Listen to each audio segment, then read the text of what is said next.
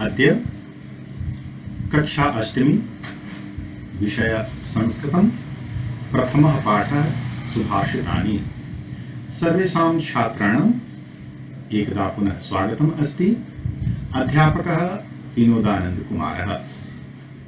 वयं सुभाषितानि पाठं पठिष्यामः। सुभाषितम् अर्थात सु प्लस भाषितम्, सुंदर वचन, सुंदर बातें। सुभाषितम शब्द का बहुवचन है सुभाषितानि। जैसे आपने पढ़ा है पत्रम, पत्रे, पत्राणि, फलम, फले, फलानि, वैसे ही समझ लीजिए सुभाषितम, सुभाषिते, सुभाषितानि। तो सुंदर बातें, सुंदर सुंदर श्लोक, अच्छी अच्छी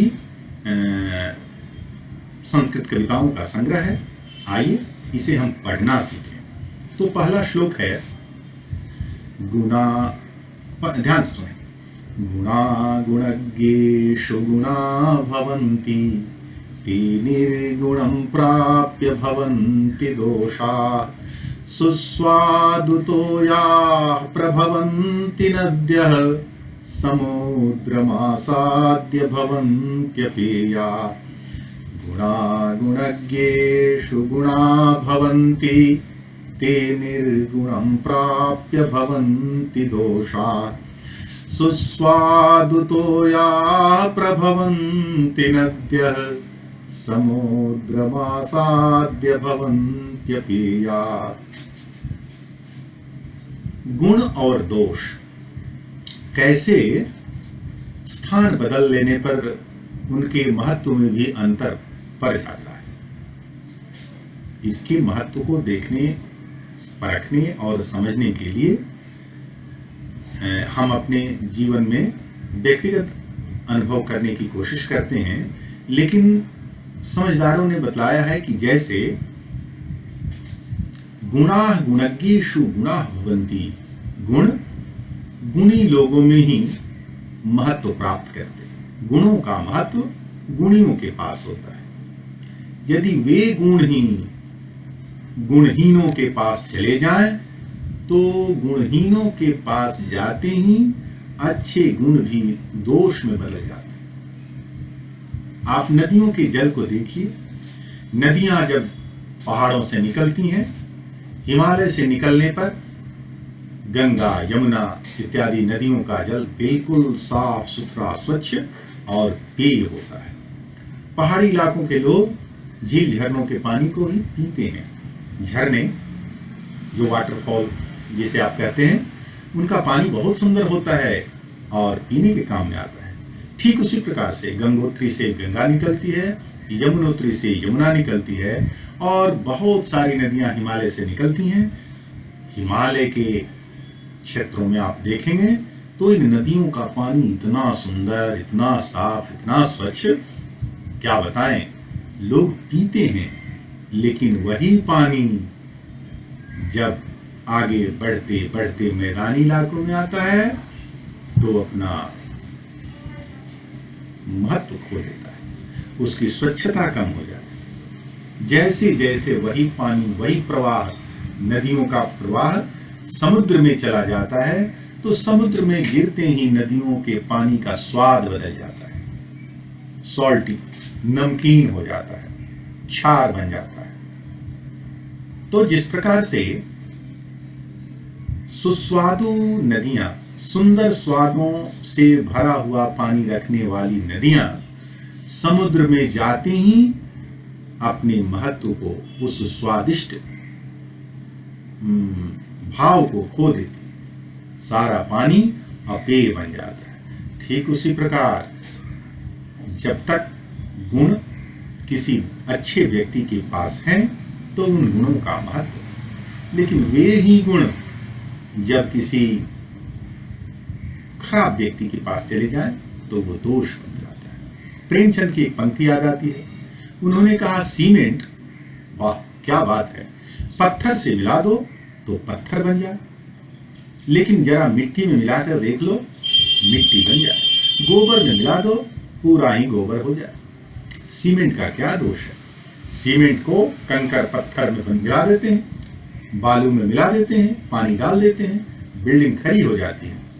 पत्थर में मिला दो सीमेंट को, पत्थर हो जाए, बहुत ही मजबूत। लेकिन मिट्टी में मिला दो तब पत्थर नहीं बने, सीमेंट भी नहीं रह जाए, वो सीमेंट भी अपना महत्व खो देगा। जैसे शुद्ध एवं स्वादिष्ट पानी भी नदियों के पास जब था तो बड़ा ही सुंदर था, लेकिन समुद्र के पास जाते ही वह अपना महत्व खो देता है।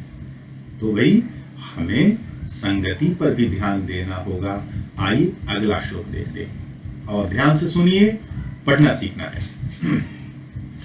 साहित्य संगीत कला विहीनः साक्षात् पशुः पुच्छ विषाणहीनः तृणं न खादन्नपि जीवमानः तद्भागधेयं परमं पशूनां। साहित्य संगीत कला विहीनः साक्षात् पशुः पुच्छ विषाणहीनः तृणं न खादन्नपि जीवमानः तद्भागधेयं परमं पशूनां। साहित्य संगीत कला विहीनः साक्षात् पशुः पुच्छ विषाणहीनः। मनुष्यों में कुछ ऐसी प्रवृत्ति होनी ही चाहिए कि वो विशिष्ट बन सके किसी भी क्षेत्र में, साहित्य के क्षेत्र में, संगीत के क्षेत्र में, कला के क्षेत्र में, विज्ञान के क्षेत्र में, किसी न किसी क्षेत्र में प्रत्येक बच्चे को आगे बढ़ना चाहिए। कुछ कलाएं होनी ही चाहिए उसके भीतर। यदि कोई व्यक्ति नृत्य में, संगीत में, यदि कोई व्यक्ति चित्रकला में, साहित्य में अभिरुचि रखता है, तभी वह भीतर से मनुष्य है।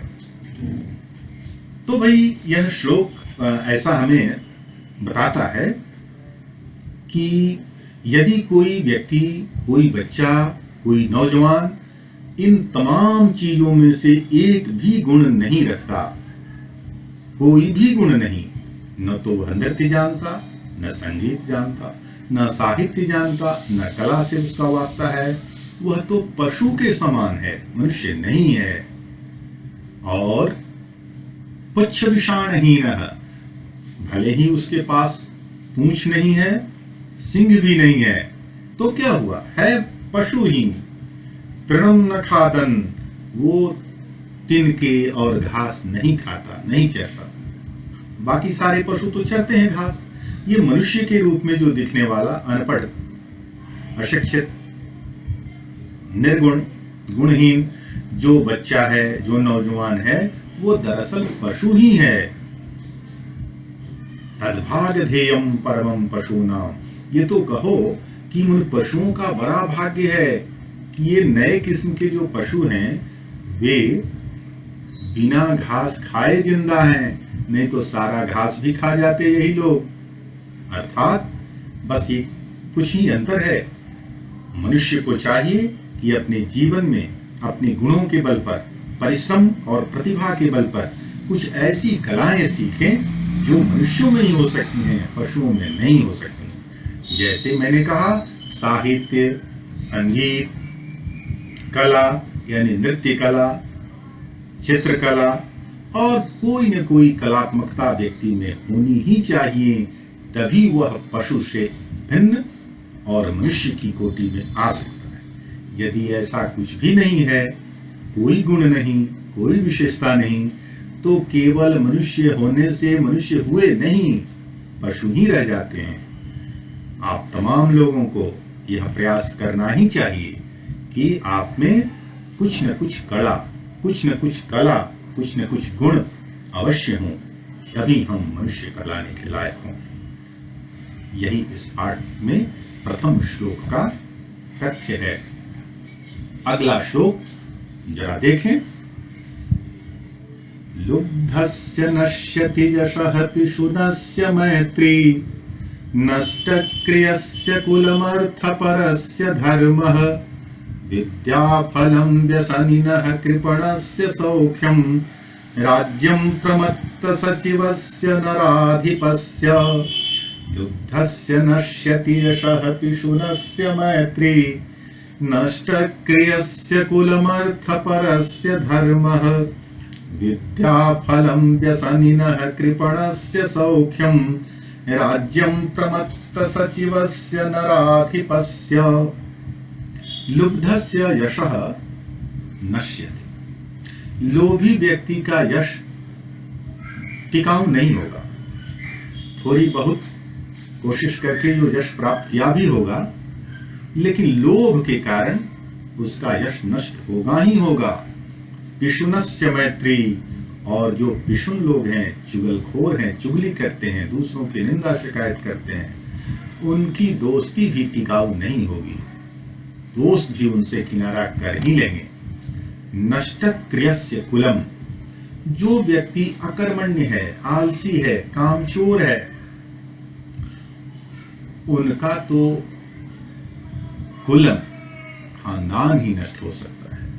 अर्थपरस्य धर्मः, और जो लोग हर चीजों में ही आर्थिक लाभ के चक्कर में पड़े रहते हैं और किसी भी प्रकार की बेईमानी शैतानी के बल पर अर्थ संचित करना चाहते हो, उनका धर्म भी नष्ट हो सकता है।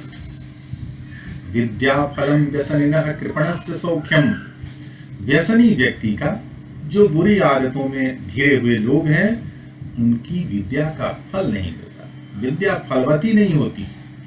कृपणस्य सौख्यम, और कृपण कंजूस व्यक्ति का सुख गायब हो जाता है।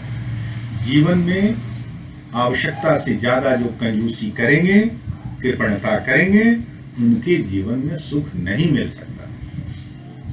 राज्यम प्रमत्त सचिवस्य नराधिपस्य, और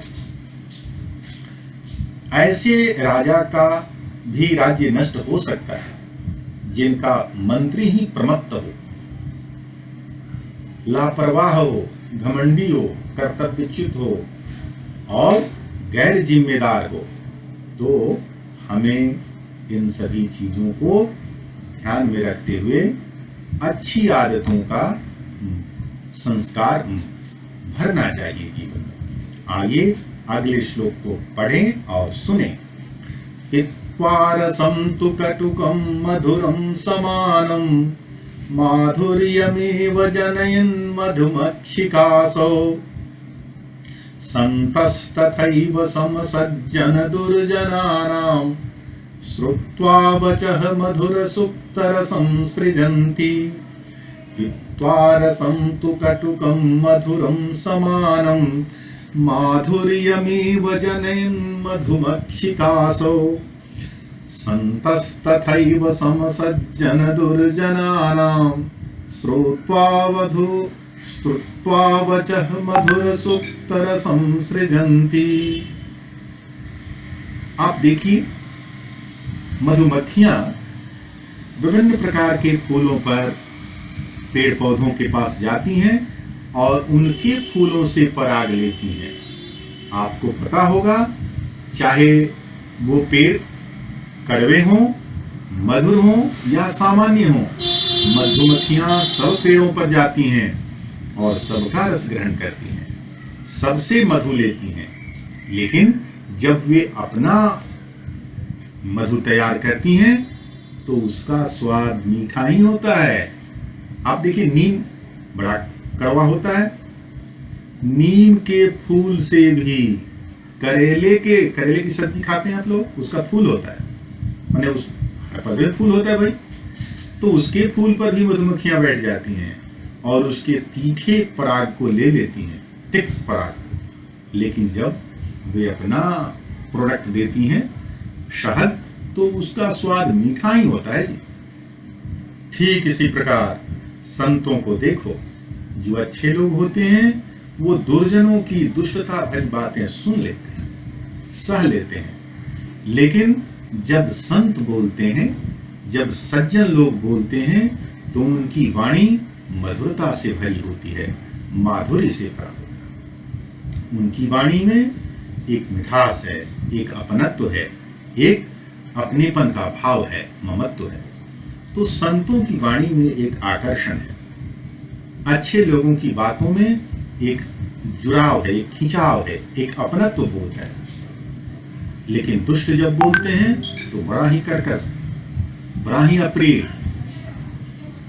हम मधुमक्खियों से ये सीखें कि मधुमक्खियां तमाम फूलों पर जाती हैं और विभिन्न स्वाद के फूलों पर बैठकर उससे पराग ले लेती हैं, लेकिन जब वे अपना शहद तैयार करती हैं तो उसका स्वाद तो लाजवाब, मधुमेह होता है, मधुर ही होता है।